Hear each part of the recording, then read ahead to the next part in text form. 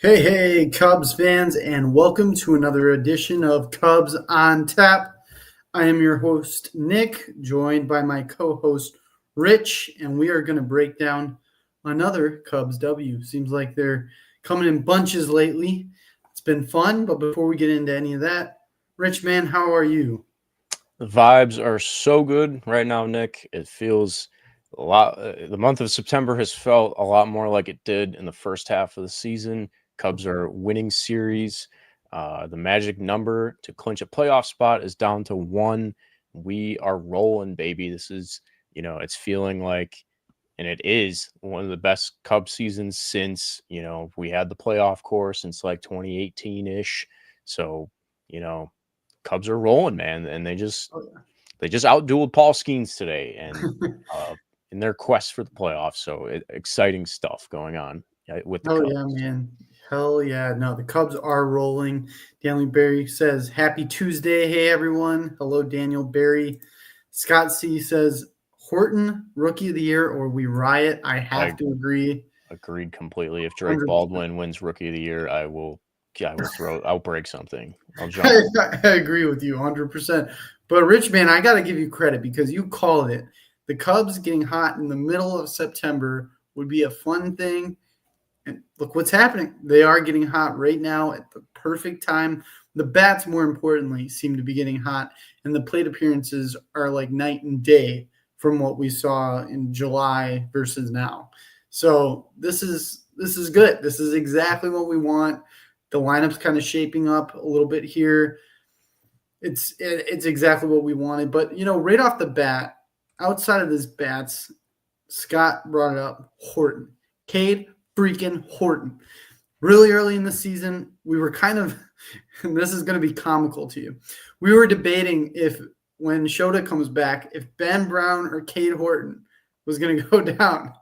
God, And I always did say that I wanted to keep Cade Horton just because of his arsenal, even before I knew what he was, because he has the makeup of a starter. yeah. But he has earned that spot. He has not gone anywhere, and he's been lights out electric in the second half of baseball. What did you see out of him tonight? It's so fun to watch, man. I mean, he's sitting there dueling the arguably the best starting pitcher in baseball, right? And he goes 5 innings. Uh, only really got in trouble in one of those innings. Struck out six, only one walk, 3 hits, one earned run. Brought his season ERA down to 2.66. It does feel comical looking back at those conversations we were having before the season started. It was like I remember me and Ron were on the bus of like, man, like we got to protect Cade Horton. Like we don't want to bring him up too early. We don't want his arm to fall off because he didn't, pitch enough innings last year. But the Cubs have done a really nice job of monitoring his pitch counts and making sure that he has enough bullets and his arm isn't getting too fatigued, right? And he's going to be ready for the playoffs. So, you know, uh, he isn't making it super deep into ball games, but man, he's just so aggressive. He attacks the zone. He's just fearless out there, man. He got his 11th win tonight. He's looking like he's going to be part of the Cubs starting rotation for a very long time. And he's a lock for the rookie of the year, unless something goes catastrophically wrong here. I think he's got slated for 2 more starts. I'm not sure if he'll, me and Tyler were kind of touching on this. Like he's lined up for one against Cincinnati and then one against the St. Louis Cardinals Friday, the 28th. I would imagine that one again on Friday, the 28th, he won't go too far into the game. Like they will just probably, I don't know, give the ball to Savale or somebody to, just handle the rest of the game because by then it won't matter. Like we were saying, the Cubs magic number is down to one. So like they could potentially clinch the playoff spot tomorrow if they get a win. But yeah, man, I mean, Cade Horton, what else is there to say, man? He's just a beast. He's like the ace of the staff at this point. It's like, it's hard to argue against that. Oh yeah, 100%. No, he is the ace of the staff right now, and it's crazy because you have all these injuries. Your starting rotation. He comes in. You just hope that he can weather the storm, and he's given you so much more than that. He has Yeah. been the guy. He's thrown the team on his back. You bring up a great point. It was a marquee matchup tonight. Paul Skeens versus Cade Horton. It was, not what we thought it was going to be, luckily for us. But Cade Horton really held his own. And you bring up another great point. They're being careful with him. It's something that I like to see. I saw Cubs fans early on, upset that he wasn't going as deep into games, but you need him for these postseason games, for this crucial stretch of baseball that's going to be coming up where the games mean so much more.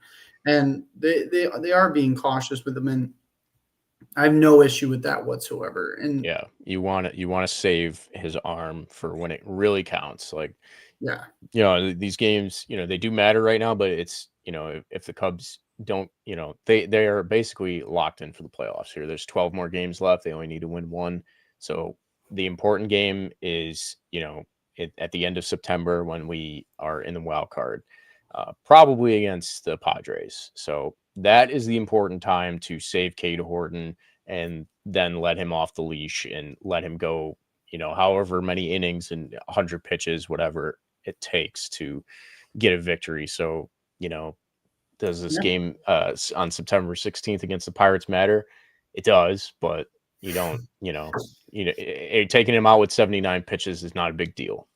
No, not at all. And, young pitchers, like if you look at the bottom of the first inning, he could have really gotten into a moment of where he just falls apart there. Cruz hits that triple there, and it's looking a little bleak. But then he gets Nick Gonzalez to fly out, and he really just remains calm on the mound. He's a very calm demeanor no matter what is happening around him, and that's kind of the key and the stuff that you need to be an ace is that ice cold right here in the veins, and that's what he's got, man. He really does. Yeah. He has ice in the veins, and he's a fun guy to watch for sure. And tonight, he just showed you that it doesn't matter who he's going against. He's going to be him.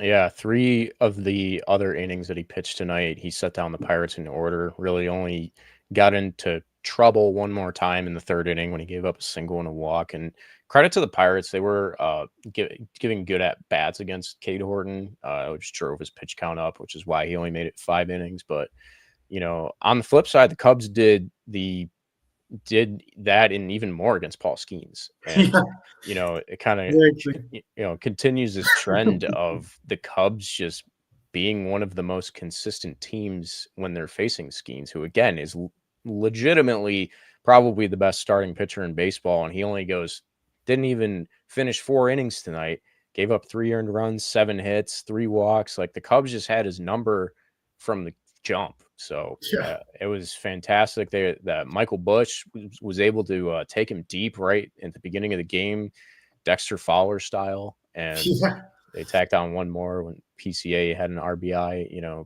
Ballesteros, Happ got on base in that inning. Swanson walked. Like they were getting to him, and he looked a little rattled and wasn't able to get out of that jam without surrendering a couple runs right off the bat. So credit to the Cubs batters today. They did excellent against Paul Skeens. Oh yeah, 100%. When you're facing a guy like that, an arm like that, it is crucial to kind of grind him down. And at the very beginning of the game, you make him throw, I forget how many pitches, but it was like 20 to 30 pitches right out of the gate. And when you put that type of pressure on even that great of an arm, you're going to get better results. And the at bat that Swanson had was especially good because I remember him taking a pitch like way inside, and he didn't chase at all in that at bat. And then after he walked, Ron Coomer was like, "Man, I don't know if they're going to let Paul Skeens get to 40 pitches in this game. Like they might pull him out in this first." Like it was getting to the point where like they were thinking about bringing in the bullpen in the first inning. I'm like, that could have turned into the worst start of Paul Skeens' career if one more Cubs batter had gotten a knock off of him or something. So very, very awesome game for the Cubs. Yeah, they looked really good against him. And I thought even for PCA, that single was huge. And Scott put it perfect. He wasn't swinging out of his shoes, took a little off and just drove that into left field. Like that is what you need from PCA. Situational hitting is what he's been lacking. And I think it's what's going to get him on track, even where he will get a ball to drive into the seats if he's not swinging out of his shoes on every single pitch. and situationally hitting, because that's crucial, knowing when to do that. And even other Cubs did that tonight with that sacrifice fly from Ian Happ to center field. Just some really good stuff out of this lineup tonight. But one guy that really stood out, and you mentioned the home run, Dexter Fowler style, right out of the gate, Michael Busch, man. Holy shit, what a freaking trade that was. Locked the fuck in right now. Yeah, he is. Man. Holy crap. God. Yeah, what a trade. What did you see out of him tonight? Well, yeah, the leadoff homer, and then cranked 2 doubles, which were also almost home runs. They were both off the top of the wall. Could have been. Took a walk as well. You know, love to see this stuff out of Michael Busch, and brought his RBIs up to 80. He's got an 835 OPS and 29 home runs. If he hits one more dinger, he will be the first Cub to hit 30 home runs since Chris Bryant and Kyle Schwarber did it in 2019. The Cubs have not had a 30 home run player in 6 years. Michael Busch and Pete Crow Armstrong also have 29 home runs right now. So, Busch went back to back. He had a home run yesterday as well. So he is on the cusp of history right there. And yeah, talk about a hell of a trade. Like, I remember people losing their minds when we traded Jackson Ferris to the Dodgers, and then Zahir Hope also became a top prospect, but totally worth it in my opinion. I mean, you solidified first base for, I think he's under contract for 4 more seasons after this. So like, money well spent, prospect capital well spent right there. One of the few really great moves that Jed Hoyer has done in this era. So Michael Busch bomb, baby. Plug. There it is.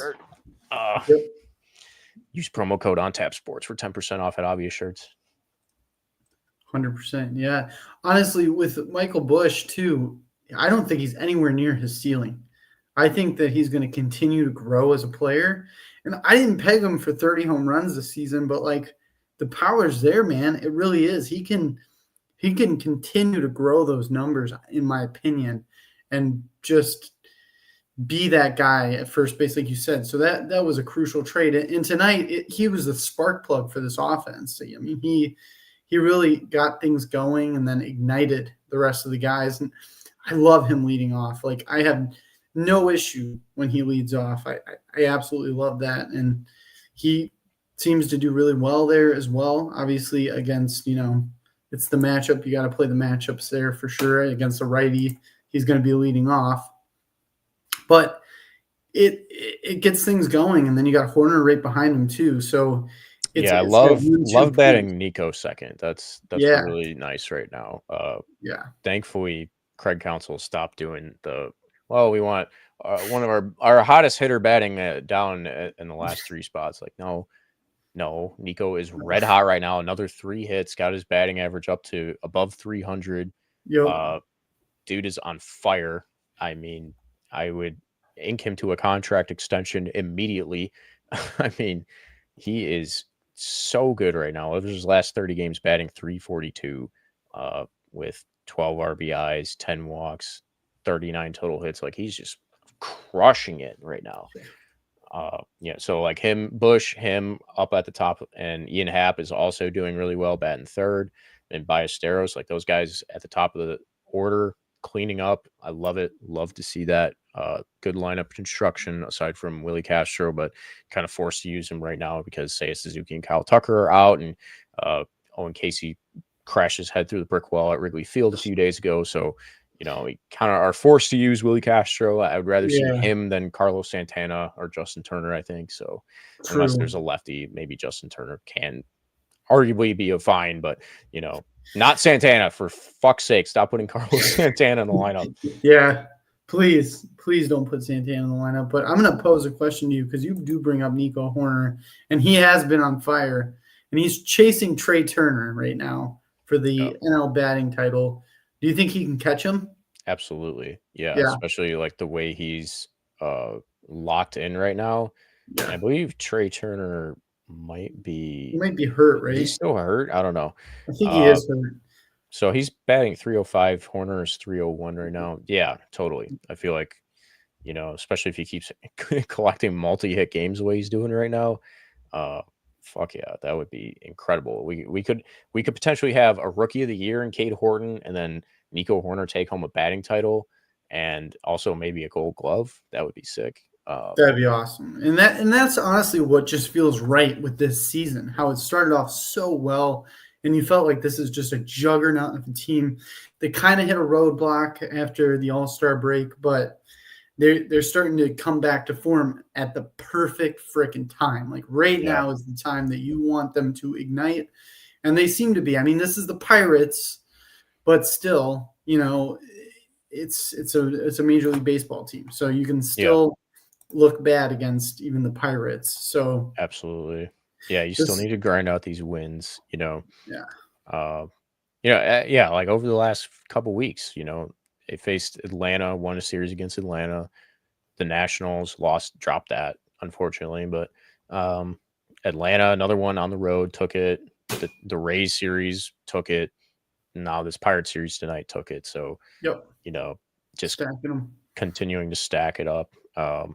That Rays series was pretty good too. I very much enjoyed that game on Sunday when, again, Nico Horner had that like awesome RBI. Yeah, the RBI single to put the Cubs on the board, and then Hap homered, and then Horner delivers a 2 RBI double. And I'm just like, he's my freaking hero, man. Love Yeah, this. that was a very fun one. Yeah, no, I very much enjoyed that series as well. And Hank brings up a good point about these young guys. He's going to say, I say it for the millionth time, play the damn kids. Council better not stay playing Mo Baller. Mo Yeah, I Baller's mean, been great. yeah, Barceros has been pretty hot. He's batting 306 this year and 36 at bats. 862 OPS. He hit a home run right at Anthony Rizzo the other day. That was fucking crazy, man. That is That like, was insane. I was watching another podcast and they brought up a funny point. It's like, that's one of those things that makes you think like, man, is our sports fake? Like, how does that happen? Because Right? Rizzo was literally walking around the bleachers and like going to all these different spots, and then he just so happens to stop right where Moises Ballesteros cranks an opposite field Yeah, an opposite home field. run for his first career dinger as a rookie. Like, what? Right? What are we doing? Like, I know. baseball lore gods like just cooked with that one. Yeah, Crazy. and I turned to my girlfriend and I said, I feel like we're living in a simulation. I really do. It literally, if the Matrix was glitching in right in front of our eyes, it was crazy. Really would have been like, what the hell if he just caught it? But it kind of makes you feel like, okay, he's human. Yeah, and then he was like, "This is why I'm retired." Like, Yeah. turned into that funny moment, and then I think he probably turned to that dude who did end up getting the ball because Rizzo got the ball from him and threw it back for Ballesteros, and I'm assuming Rizzo just looked at that guy and was like, "Look, I'll sign anything that you want. Like, I want to get this ball back to Ballesteros." Like that, it's just such a cool moment. One of those that just makes you like fall in love with baseball all over again. Yeah, that was so cool. That whole game was awesome. Outside of the fact that they lost it, it would have been just a cherry on top to win that one. But that was so cool the whole time, just to watch Rizzo out there just having the time of his life, just like one of us. Yeah. It was Yeah, awesome. he brought that up in the booth. He was like, because I think Pat Hughes asked him if he would ever like go and coach or manage or something, and he was like, "I'm just enjoying being a fan right now because this is my first Cubs game, like as a fan." So I'm like, "You're fanning it up, dude. You're making cup steaks in the bleachers and stuff and catching home runs." I'm like, "Man, you're legendary, legend." Pure fan. No, that was awesome. And the Cubs are rolling, man. There's one last guy that I wanted to talk to you about tonight because I want to get your temperature on him. Willie Castro.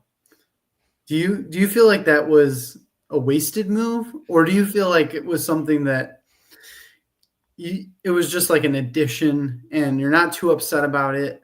Because I'm kind of like not too upset because of what we have on the bench, but at the same time, why didn't you go and get someone better? And this just shows you had to settle for Willie Castro, and this is kind of what you're going to get. Yeah, I'm not too upset about it. I don't think. Yeah, It is annoying. Like he's coming up in like big spots and like not coming through with like big hits.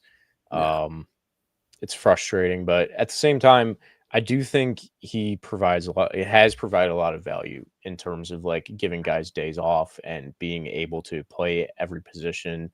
that is important. I don't know. Would I rather see Kevin Alcantara out there? Probably. But I also do think it's good to just have a guy like this on the bench who can like kind of do everything. He's a switch True. hitter. He can run well, can play Play every every position. position. Like that's Yeah. just a good Swiss Army knife to have in general because the Yeah. Cubs bench before getting him consisted of hot trash, to put it mildly. John Birdie and Vidal Brujan and Justin Turner.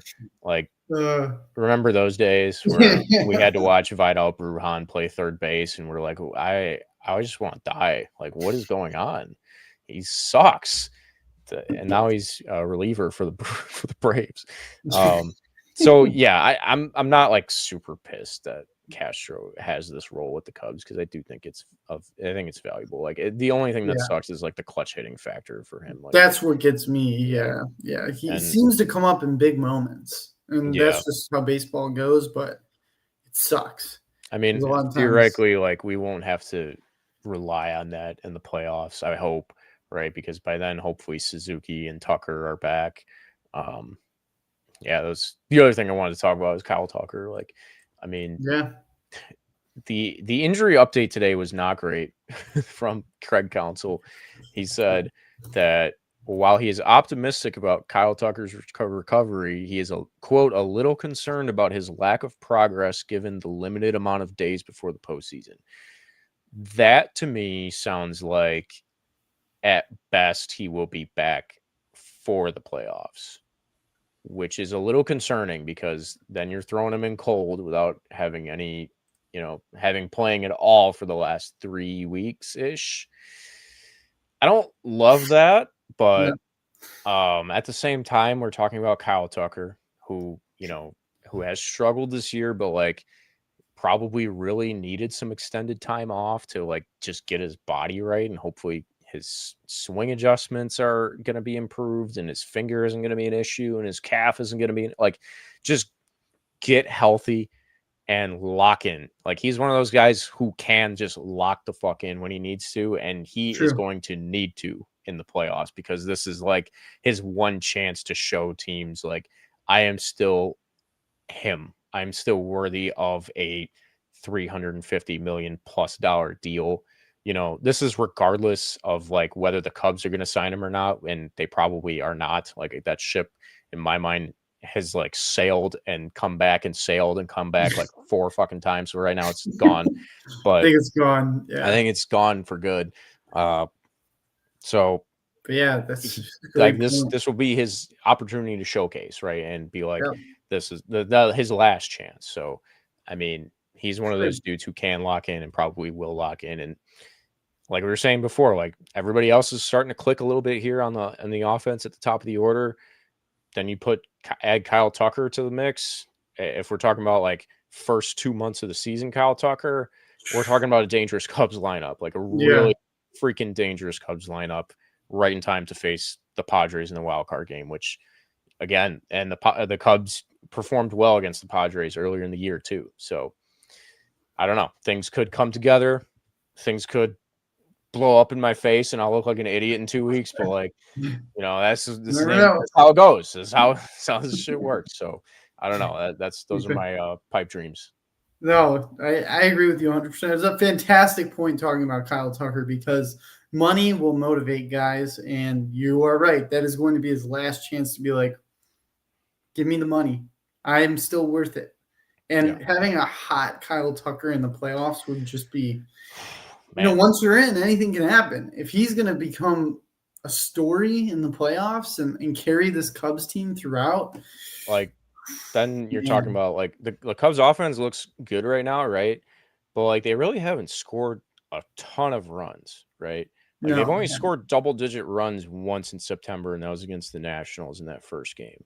So like the other part of this is like, if you add that to the mix, you could start scoring runs in big bunches again, hopefully, theoretically, knock on wood. But the other part of this too, and I think this is like really important to the Cubs' success right now, is the bullpen has been insanely good, like unbelievably good. They going into today, they have a 3.2 ERA collectively in the month of September, which is 5th best in the league. Add another, I think 4 scoreless innings to that from tonight, from Thielbar, Pomeranz, Keller, somebody else, Kittredge.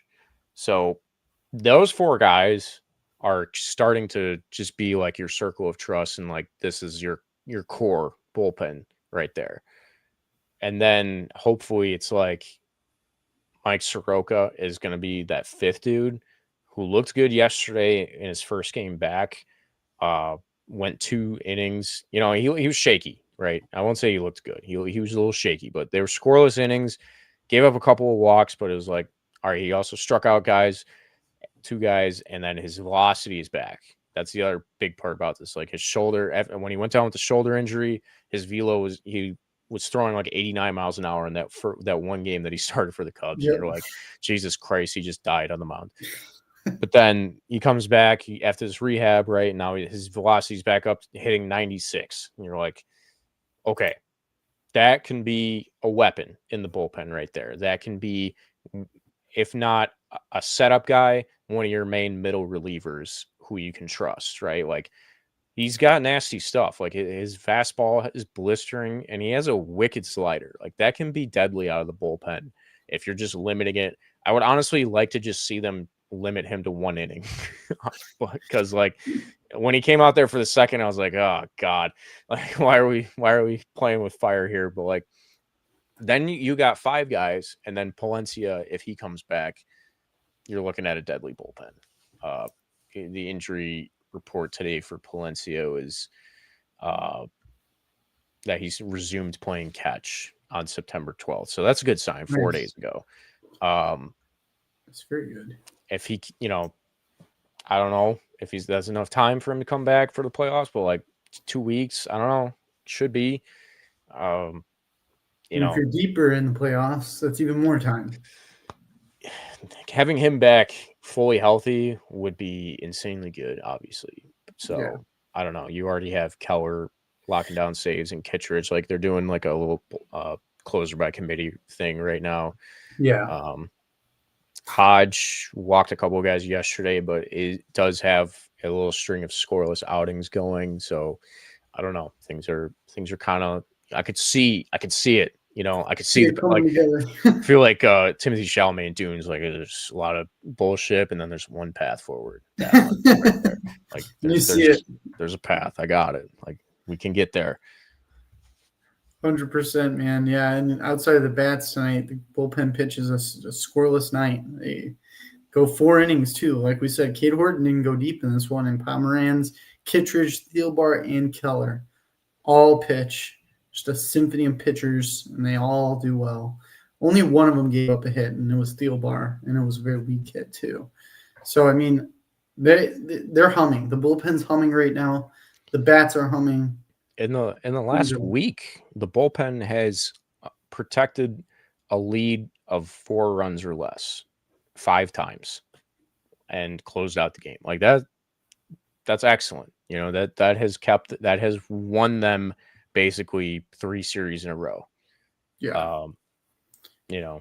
That they need that absolutely, but also would like them to start hitting more home runs and scoring more runs. I would like them to start scoring more runs. I mean, they went 2 for 10 with runners in scoring position tonight. So if they had lost this game, we'd be screaming about why didn't they? Absolutely. Like they had a ton of chances to score more runs tonight. Yeah. Like, as good as tonight was, like they did leave a lot of guys on base, and it was like one more clutch hit short of like really breaking the game open. But yeah, exactly. And I mean, we're talking about all this good stuff. It's like they're heating up, like they're getting there. They're not on fire, like you said. They've only scored double digits in 1 game this far this month. You said. It was, yeah. So they're not like pounding the ball, but they're heating up, and you can see the bats starting to turn around completely. So hopefully they're catching fire at the right time, and that's all you can hope there. Is this true? I didn't even know about this. Justin Turner on the 10-day IL. I think he means Trey Turner, maybe. Oh, Trey Turner. Maybe. I don't know. If it is true, I think it's Trey Turner, right? Okay, yeah. That's probably what he's talking Put in the about. I was like, comments if you wait. meant Trey Turner. I was like, wait, what? Rich is getting too excited about Justin Turner being on the IL. Yeah, No, get him out. Yeah, just get him off my team. No, I overall like this could be a really fun month going into October. It could just be awesome. In the beginning of the season, it just started off so well and we had such good vibes. Feels like we're getting back to that. Cubs are rolling again. Things could be looking up. Do you have any final thoughts on tonight's game at all before we move on to tomorrow's game? I think that Cade Horton is the GOAT of this pitching staff. And Yeah. I would like to see him start. We've said it a million times already on this podcast, but I'm going to say it again. I would like to see him start game 1 of the playoffs. So if you're going to save his bullets, save it for a good one. Have him just go out there and put all the faith in him. Yep. Straight, yeah. We figured it out, Scott. Sorry, having a Thanks, Scott. Thanks for the clarification. dumbass moment over here. Rich is getting too excited about Justin Turner being on the IL. One other thing: 87 wins the Cubs now have. This is the first time the Cubs have won more than 84 games since 2018. So it has been 7 seasons since we have seen a Cubs team be this good. There's been some collapses. We've seen some heinous shit in the last decade. Since I literally said it in the beginning of the year. Like, I think the last thing that made me feel something in a Cubs playoff game was literally Wade Davis striking out Bryce Harper in 2017. 2017. That was a long time ago, bro. Like, Jesus Christ. I mean, 2018 was a disaster because they lost in the wild card game to the freaking Rockies. Like, after that, they didn't make the playoffs in 19. I don't count 2020. And then they just haven't made the playoffs in the 20s yet. So no, they haven't. They've been pretty much dog shit. But this could be the year. And when once you're in, you're in. Your ticket's punched, and anything can happen. So you never know, bro. You never know. If you get hot at the right time, like the Cubs are doing right now, crazy shit could happen. Crazy shit can happen, and I'm looking forward to it. And we're looking forward to bringing you this fun rest of the baseball season. But first, you got to get in, and it's magic number 1. There's one more game that you got to win, and that's tomorrow, early, 11:30 Central start. We'll all be at work, keeping up with the game. Johan Oviedo versus Matthew Boyd. And, that's going to be a good one. Lefty versus righty.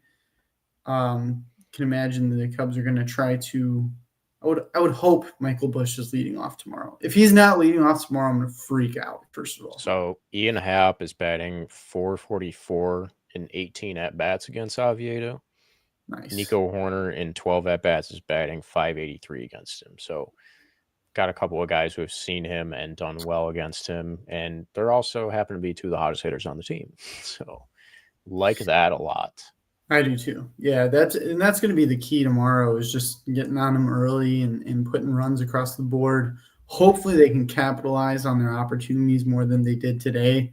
But help out Matthew Boyd a little bit, because talk about a guy that could be burned out. Support. Yeah, he needs run support. You don't want him to have to use a lot of his bullets, because he's used a lot of bullets this year. He's gone deep into games. He's like put that. The team on his back. It's unfortunate, but it's starting to look like why some of us were screaming our heads off when the only starting pitching addition in the last offseason was Matthew Boyd. And it's like, he could get fatigued down the stretch, and then you're looking at a guy who in the playoffs has given up, at least 2 earned runs in like 7 of his last starts down the stretch. So I don't know. Hopefully he can get right against a cruddy Pirates lineup and avoid, giving up cruise missiles to O'Neill. And I don't know. Hopefully it'll be like a little get right game for him, because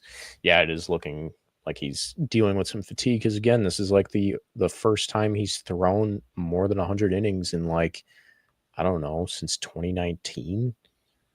Yeah. I mean, He's thrown 171 innings this year. Hasn't gone over 100 since 2019. I mean, it's a long time, bro. That's worrisome. That's for sure. Yeah. No, early run support tomorrow is going to be crucial, and just keeping the pressure on Oviedo and taking advantage of those opportunities, being a little bit more aggressive on the base paths too. I would like to see as well. Yeah. Don't get too far away from that.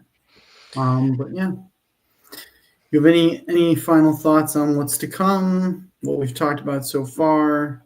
Just one comment I want to get to here after you talk here. Yeah, I mean, the only thing I got is like, if the Cubs win half of their 12 remaining games, they will be a 93 win team, and that is pretty cool, man. Like, they haven't won 90 games since. Yeah, I didn't have them pegged for 90 wins, that's for sure. Since 2018 as well. Like, I mean, we're seeing something great here. Like, this is a very good Cubs year, and hopefully they can finish off strong and, just finish hot going into the playoffs, like we were saying. So it's good to see, man. Yeah, it's great to see. This is a great Cubs year. Just a couple comments here. One, Darren brings up the Castro thing. I think the Cubs are just hoping they could see a 240 hitter in Castro for super utility. That would be amazing if he could be hitting. If he was hitting, dude, like that's a valuable guy to have. Switch hitter, can run well, can play every position. Like, if he was hitting, just a couple clutch hits here and there, man. A couple RBIs. Yeah, that will be awesome. And then this one's crazy. Scott C. from Iowa says Horton has a better stat line than Arrieta in 2015 after 11 starts after the All-Star break. So they put up a graphic on Marquee about that. So he kind of does. The difference is in 2015 after the All-Star break, Arrieta threw 107 innings. Cade Horton has thrown 53. So it's about half. So there's a big caveat. Rick. That is a little caveat. Like the number, the ERA and the WHIP and stuff look great, but it's about half of the workload because Arrieta was throwing like complete games and shit and no hitters. Yeah, he was. Yeah, they were going way deeper. Yeah, and obviously Horton has been on a pitch limit, so but still it doesn't take away the fact that he's been fantastic when he has been on the mound. True. 100%. That's very true.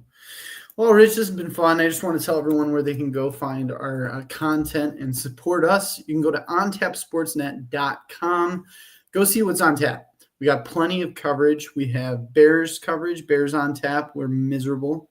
I'm miserable as a Bears fan. Don't bring up the Bears right now. The Bears, Christ. It feels worse than the White Sox. So we'll just move past the Bears coverage. We got Blackhawks, Four Feathers coverage. Great Blackhawks coverage over there.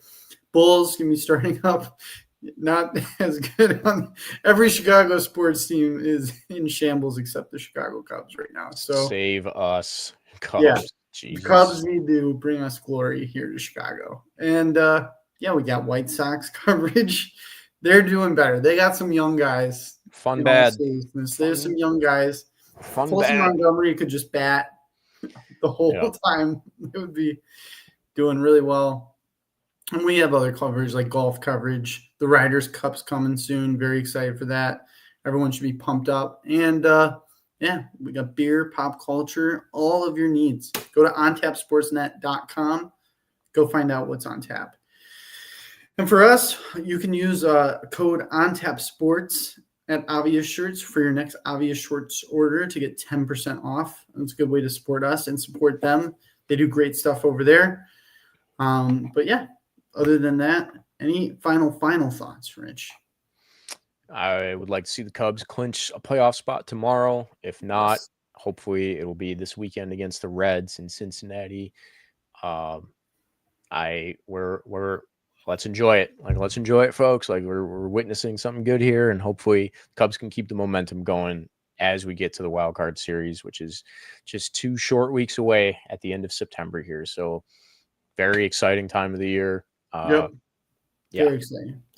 Yeah, my final thoughts are the Brewers are very weird for reading a letter that was from Bob Uecker in their clubhouse that was actually written by Pat Murphy. Very weird stuff over there. Just for that, fuck the Brewers. Fuck the Cardinals. Brewers. Oh my god. Always fuck the Brewers. Jesus. Always fuck the Brewers. Also fuck the Cardinals. Yeah, just for good measure. Fuck the Reds too. Fuck the Pirates. Fuck Fuck them them all. all. Fuck Let's go fuck the Cubbies. Padres too. I like the Padres as a team, but not right now. Like not in the next No. 2 weeks. Like No. we're Fuck going the to Padres war for in sure. 2 weeks, brother. Like we are going to war. So get ready to all our former Cubs over there. You Darvish and Dylan Cease. Yep. I don't know if Caratini's still there, but you too, Tricky Vic. All of them. Fuck them all. And let's go Cubbies.